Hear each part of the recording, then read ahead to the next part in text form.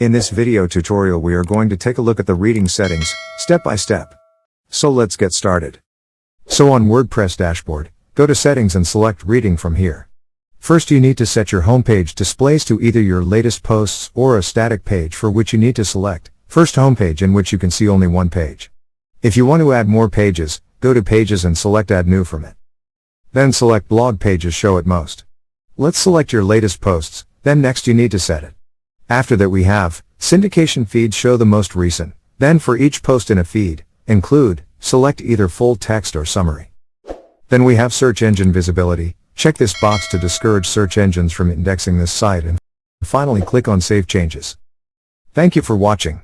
Struggling with WordPress? WP Learning 101 is your solution.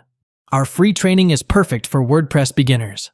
Click the link below to join WPLearning101.com and start mastering WordPress today.